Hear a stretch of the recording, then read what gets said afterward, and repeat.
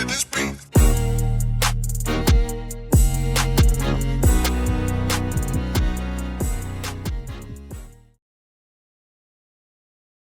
Welcome to another episode. Welcome to another episode of Gamecocks Talk with Captain Will. I am your man, Captain Will. Make sure you like, make sure you share, make sure you subscribe. Make sure you subscribe. The numbers are going crazy. The whole world is finding out about Gamecocks Talk with Captain Will, and it's all because of y'all. All because of y'all. Thank you for tuning in. Follow me on Twitter. It's on the bottom of the screen. Follow me on Twitter at Gamecocks Talk. Follow me on Instagram at Gamecocks Talk with Captain Will. And wherever you get your podcast, you can find your man, Captain Will. We got to go today, y'all. I said we got to go one today, y'all. We talking about the SEC Powerhouse Clash. South Carolina women's basketball team, the three-time national champions, taking on the LSU Tigers at the Colonial Life Arena, 8 o'clock p.m. ESPN, game day. Doors open. What was it? 6:30?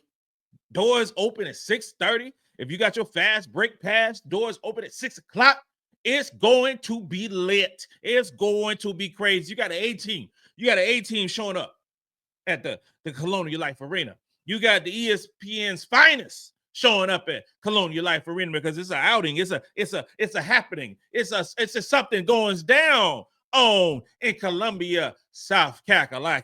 It's a party going on, and it's led by the South Carolina women's basketball team, and the host is one and only the Dawn Staley. Oh yeah, this is a battle. This is a battle for conference supremacy. There are a lot of great teams in this conference. We all know that there are a lot of great teams in this conference, but right now, obviously South Carolina is undefeated in the conference, and LSU is undefeated overall. And so we know the history. We know the drama that goes on when you talk about South Carolina and LSU. And it's great for basketball, not just women's basketball. It's great for basketball because you got two coaches, and Dawn Staley and Kim Mulkey, who are huge fixtures in sports. They're icons. They are icons in sports. And you could talk about various different icons in college basketball, the men's side. But, I mean, other than John Calipari, I mean, ain't nobody out there who can stack up against Staley and Mulkey. It ain't nobody. It ain't nobody.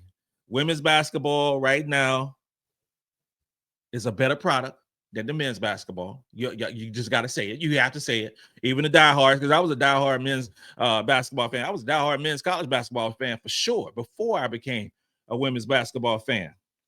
Like most of the fellas out there. I could name all the players on various different teams, and I was in love with the Fab Five just like anybody else. But right now, for sure, over the last 2-3 years, women's basketball can't be touched. It can't be touched. And ESPN showing up at 8 o'clock with this huge basketball game. Gonna get crazy numbers. It's a testament of that. The winner of this game will take a significant edge. A significant edge in the race for the SEC title because it's what, January 21st? It's January 21st, and the SEC tournament will be coming up in a month and a half. 1 month and a half, this SEC tournament is going to be going down in Greenville, South Carolina. But before we get to that SEC tournament, we got to go through the regular season of the SEC and crown that champion. And then, Carolina hasn't lost a regular season game in so long. So long. It seems like forever. So that is at stake on Thursday night. The home winning streak is at stake on Thursday night. Supremacy in the SEC is going down on Thursday night. Now, we got some key players to watch with LSU. And before before we talk about the key players for LSU, let's talk about LSU as a whole. Let's talk about them as a whole right now. LSU is 20-0. We can talk about their non-conference schedule. Their non-conference schedule ranked 70th, and overall, the strength of schedule now is about 40th in the country. They are 10th in the net ranking. They're 5th in the AP poll. We all know that Captain Will goes by the net ranking, but they're 3-0 in quadrant 1. They've beaten 22nd ranked North Carolina State by 17. They've beaten Tennessee by 2, who's currently ranked 14th in the net ranking. They've beaten Vanderbilt by 6, which is 21st in the net ranking. Now, we can say what we want in regards of the scheduling. We can say what we want in regards of struggling against a Tennessee team. You watched that game. I thought Tennessee should have won that basketball game. They're struggling against a team like Vanderbilt, and that 17-point victory don't look as great against a North Carolina State team.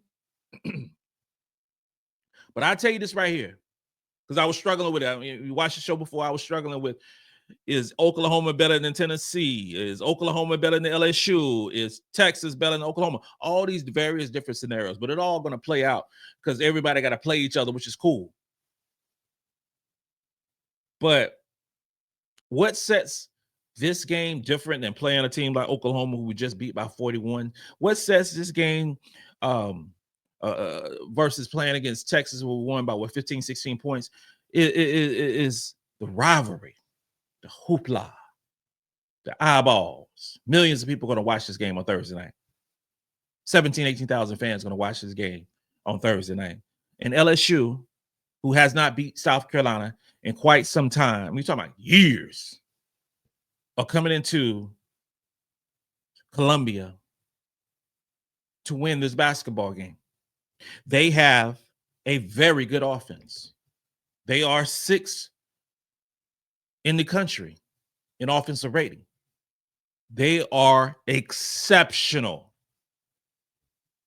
on offense, which brings me to the field goal percentage. The field goal percentage for LSU is 6th. They're 6th in the country in field goal percentage. And we'll talk about why in a couple of moments. 2-point percentage, they're 27th in the country. Okay. They are led by a 3-headed monster. And we know who they are. We know who they are. Anissa Morrow, okay, Flau'jae Johnson, and Michaela Williams. All terrific basketball players. The head of the snake for this basketball team is Anissa Morrow. Make no mistake about it.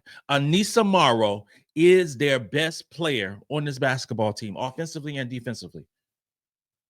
She's going to give you 33 minutes per game. Okay. She's going to give you 19 points, 55% from the field, 75% from the free throw line. She's going to give you 14 rebounds. Let me say that one more time. 19 points, 14 rebounds, shooting 55% from the field, and shooting 75% from the free throw line. She gets you an assist. She gets you, 3 steals, 1 block, and a couple of turnovers. LSU is ranked number 1 in the country out of 362 basketball teams in offensive rebounding percentage. And the main reason because of that is Anissa Morrow. The 6'2" forward is 2nd in the SEC in defensive rating. 2nd. Special. She is 2nd in the SEC in total rebound percentage. She is a rebounding queen. She's 2nd in defensive rebounding percentage. She's 3rd in offensive rebounding percentage. All those rebounding numbers are exceptional. She's a beast. She's a beast in the boards. And against South Carolina, she won't play on 33 minutes. I don't think Anissa Morrow is going to come out the game. I don't think she's going to come out the game. I think because when they play, unless there's foul trouble, Unless that's foul trouble, Anissa Morrow probably won't come out of the game. If she comes out of the game, you're going to talk about 2 minutes, which I like. I like that. Play the whole game. Please. With sugar on top and icing on it. Please play the whole game. She's an awesome player. 5th in the SEC in offensive rating, 6th in the SEC in scoring, 6th in the SEC in field goal percentage, 9th in steal percentage, blah, blah, blah. All the accolades of an All-American player. You know what she also is? She's 4th in the SEC in minutes. She's 4th in the SEC in minutes. I like the quantitative, the analytical piece of analyzing a player who plays that amount of minutes, 4th in the SEC, and getting these numbers. 4th in the SEC in minutes played. She getting you 19 and 14. I got it. We got a couple players on our basketball team. You got Chloe Kiss who averaged about eight rebounds a game. She's playing 19 minutes a game. Just put it in the context. You got Joyce Edwards right now averaging 12 points a game. She's on a heater, if you will, and she's averaging about 21 minutes a game. You got to put those things in context, because Anissa Morrow is a volume scorer. She's gonna get you. She's gonna stat stuff, as they say.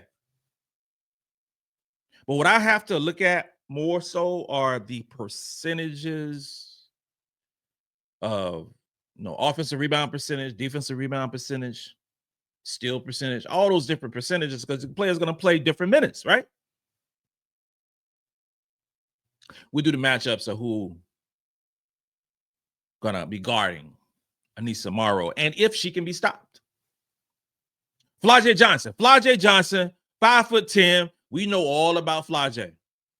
Exceptional basketball player and a musical artist, rap artist, doing all these great things. She's getting you 31 minutes. She's the leading scorer on his basketball team with 20 minutes, 20 points per game. She's shooting 49% from the field. She's shooting 37% for three. She's shooting about 4.5 attempts at a three-point line per game. And she's improved, 80% free throw shooter. She's going to get you 6 rebounds, 3 assists, couple of steals, 1 block, 3 turnovers. She is 9th in the SEC in free throw percentage. She's 6th in the SEC in minutes played. So you got Anissa Morrow with 4th in the SEC in minutes played. You got Flau'jae with 6th in the SEC in minutes played. That's a lot of minutes. That's a lot of minutes going against the team with the most talent on the squad. Finally, you're talking about Mikaylah Williams. Mikaylah Williams was number 2 overall recruit in the same class that had MiLaysia Fulwiley, the 13th overall recruit. And that looks so crazy right now. But Mikaylah Williams is an exceptional player as well. 30 minutes, getting you 17 points, 48% from the field, 37% from three. She's going to shoot about 3 or 4 times on the three-point line. She's damn near automatic at the free throw line, 90% shooting and 5 rebounds, 3 assists. 1 steal, couple of turnovers. She's 2nd in the SEC in free throw percentage. She's 14th in the SEC in terms of minutes played. And I'm saying all these different things because that big 3 is legitimately their big 3.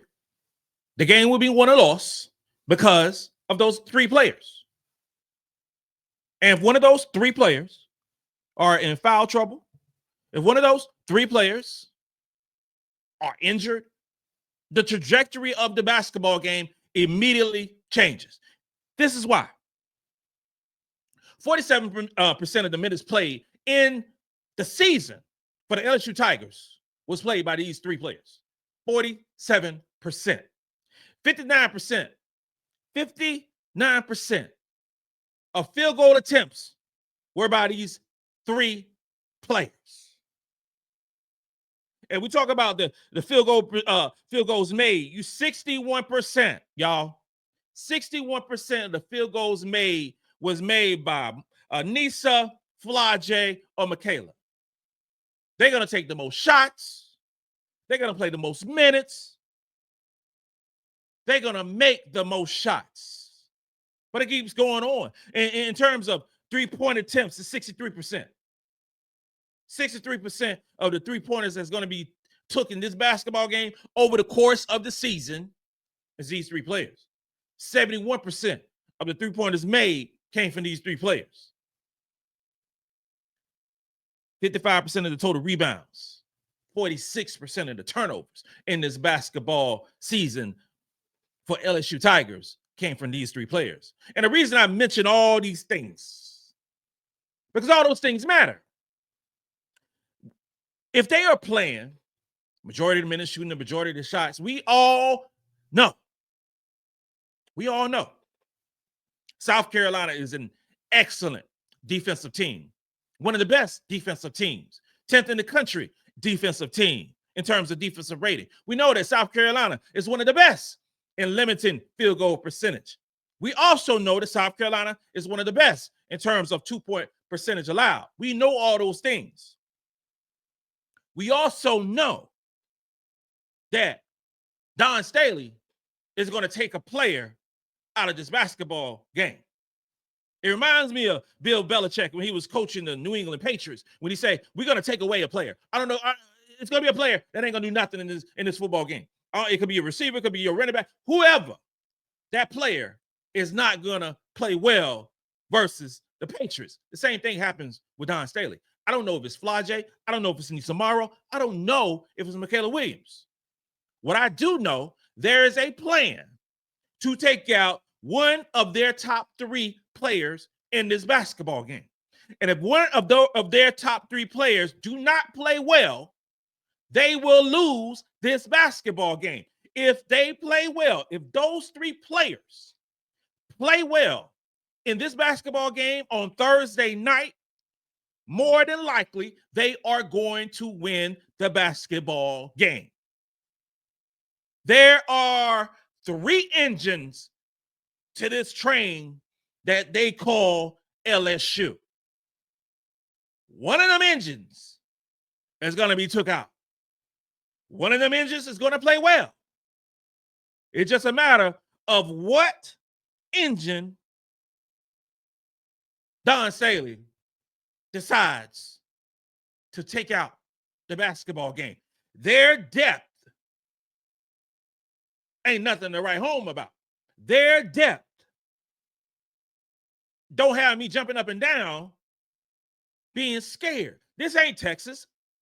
This ain't UCLA. This ain't a team like UConn that has an abundance of depth on their basketball team. This team does not.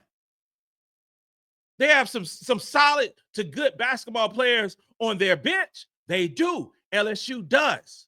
But they don't play in the basketball game. You're going to see a shrunken bench by LSU in this game. I mentioned that Anissa Morrow probably going to play the whole game. Flajay is going to play the whole game. Flajay Johnson will play 40 minutes in this basketball game on Thursday night. You can book that. And if she comes out, it's going to be about 30 seconds. If it's not an injury, she will play the whole game. Michaela Williams, she'll probably get you about 34, 35 minutes in Thursday's game. One player will not play well versus South Carolina Gamecocks on Thursday night. The three-time national champions. When you are so relied on three players on your basketball team, much like a team like Notre Dame that is so relied on three players, and I'm throwing Sonia Cintron, who's an excellent player, but you know that Notre Dame is geared with Hannah Hidalgo and Olivia Miles. Sonia Cintron is an excellent basketball player, but that engine is Hidalgo and Miles.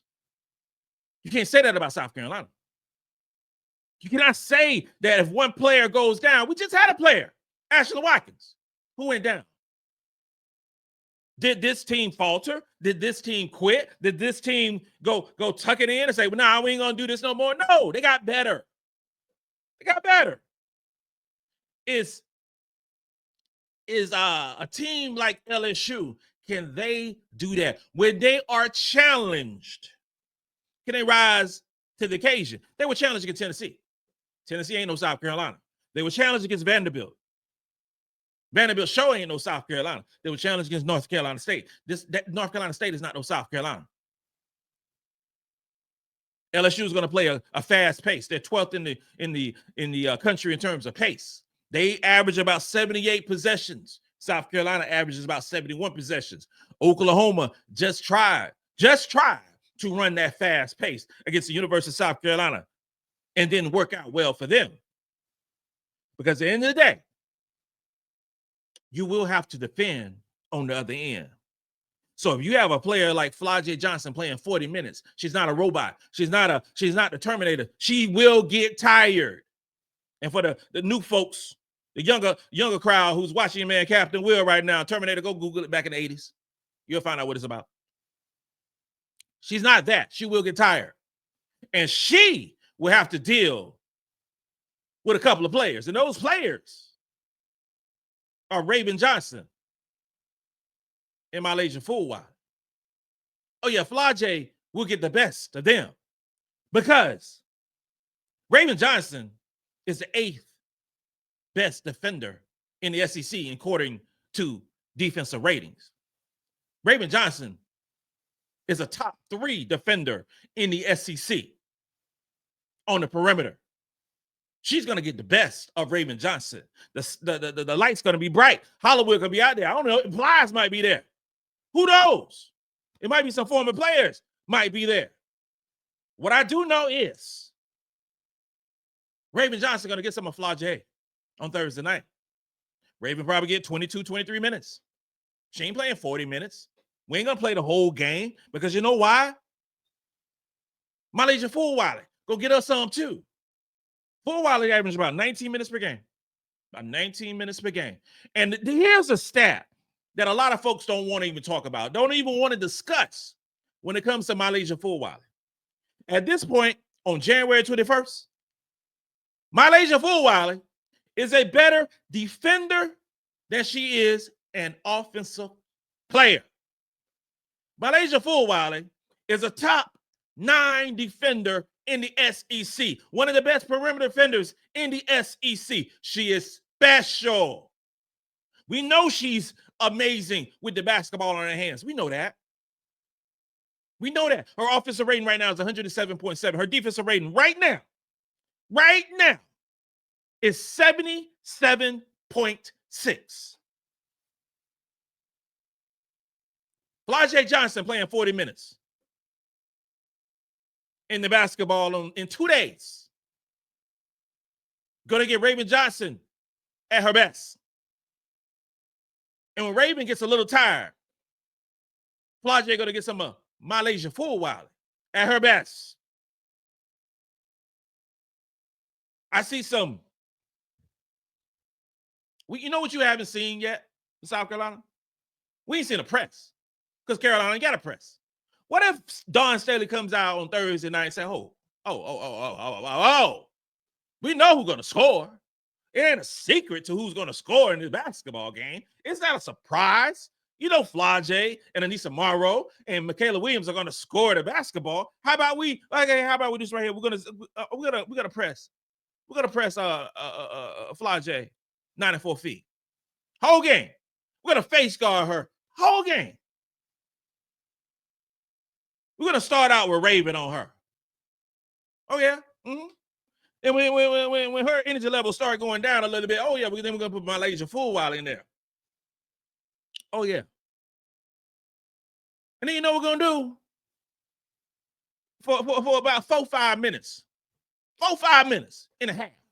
We're gonna throw some Maddy McDaniel. Y'all already know Maddy is a dog.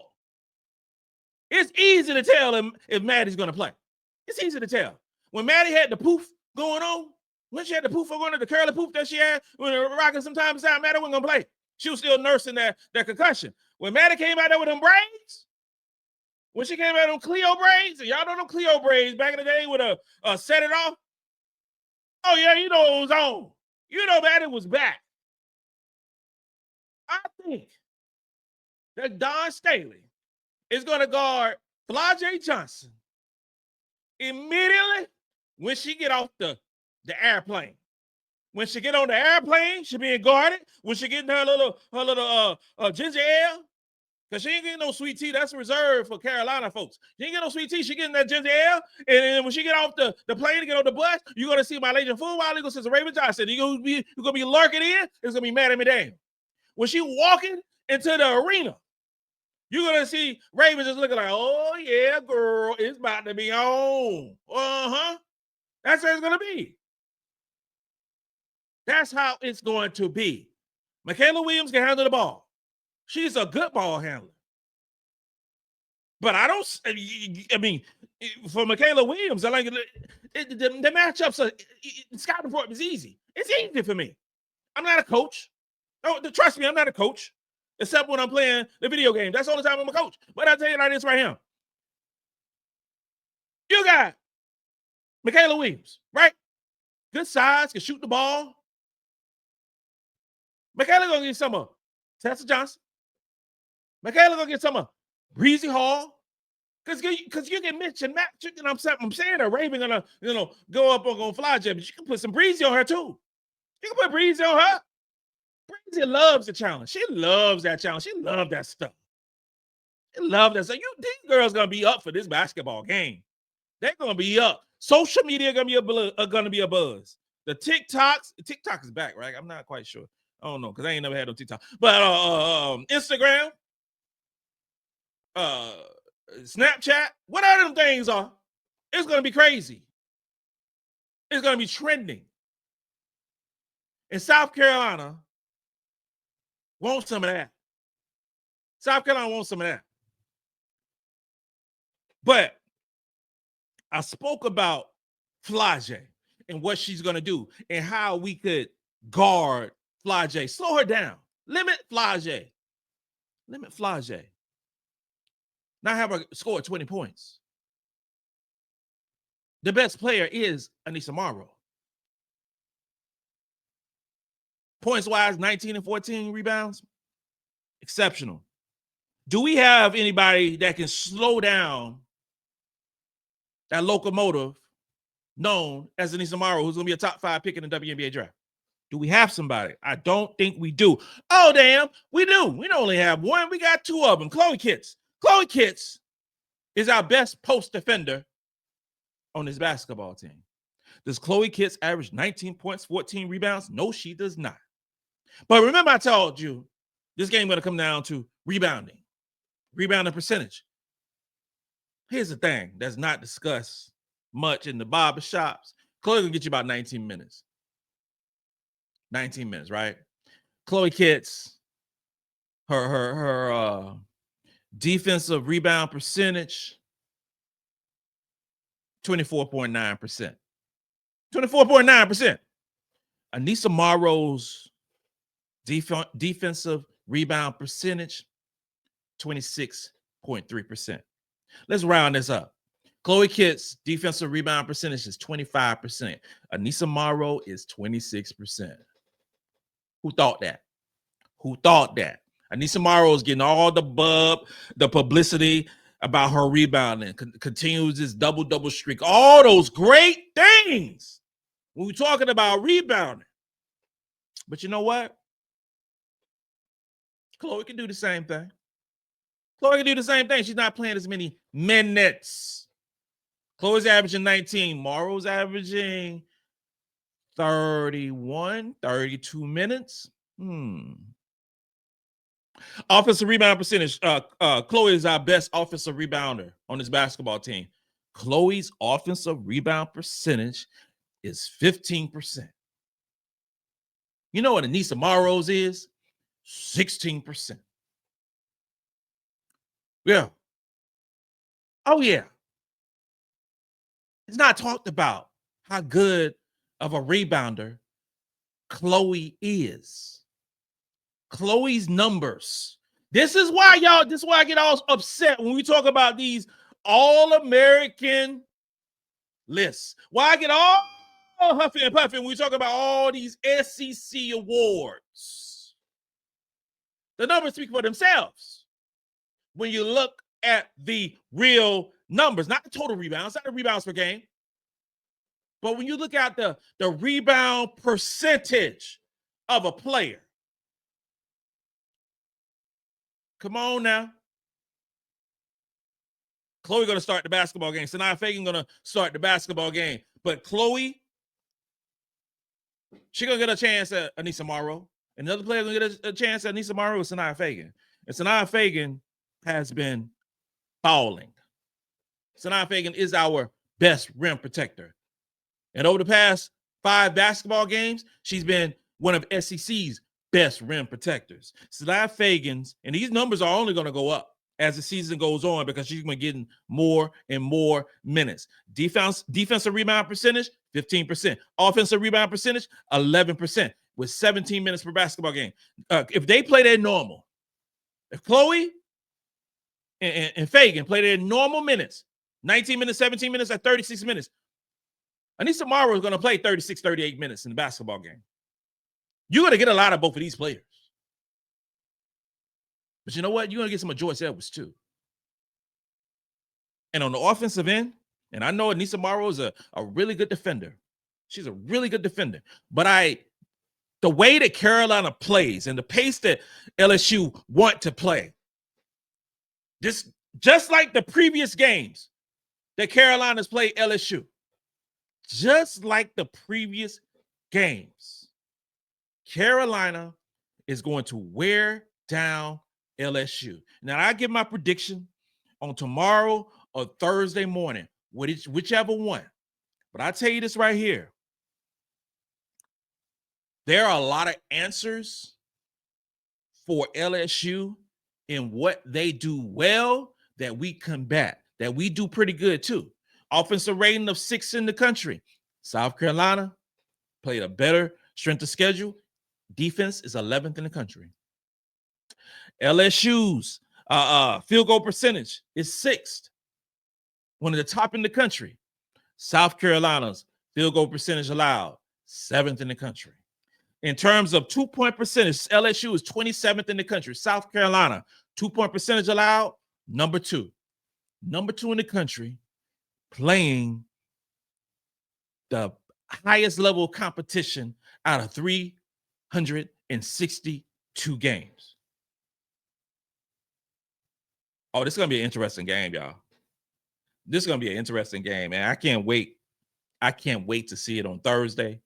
The matchup of the coaches, the matchups of the players, the matchups of the fan bases. It's going to be amazing basketball. In the next episode, we're going to talk about how offensive-minded South Carolina is going to score the basketball against one of the best defenses in the country in LSU women's basketball. This includes another episode of Gamecocks Talk.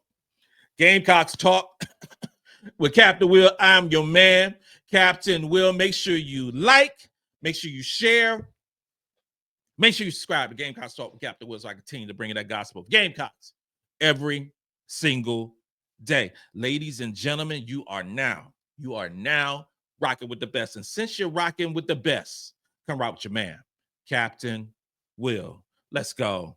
Let's go.